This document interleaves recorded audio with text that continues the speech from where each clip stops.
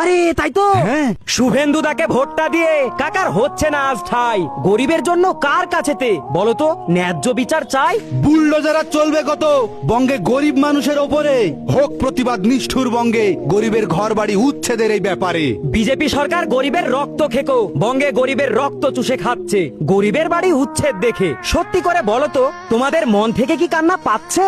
পাবে না, কারণ তোমরা আন্ধা। সামাজিক মাধ্যমে মুখ্যমন্ত্রী শুভেন্দু অধিকারীকে নিয়ে আপত্তিকর ও বিতর্কিত মন্তব্য করার অভিযোগে মুর্শিদাবাদ জেলা থেকে গ্রেফতার করা হল দুই জনপ্রিয় কন্টেন্ট ক্রিয়েটর বা নেট প্রভাবীকে।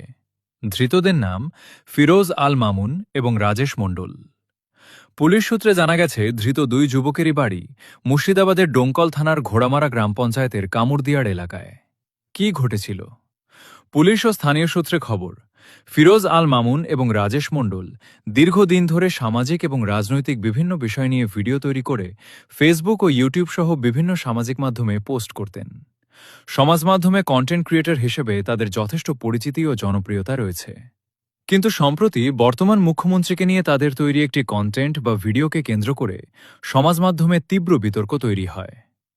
আইনি পদক্ষেপ ও গ্রেফতারি।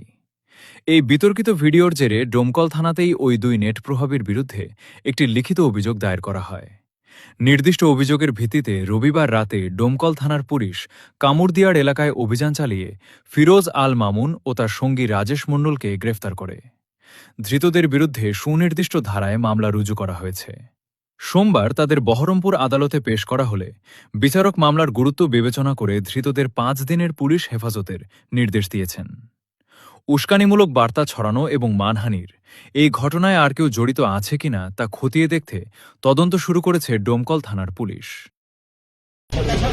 কাদের জন্য করছিলে? কাদের জন্য করছিলে? কাদের জন্য? আচ্ছা, কি কারণে ধরেছে? সবকিছু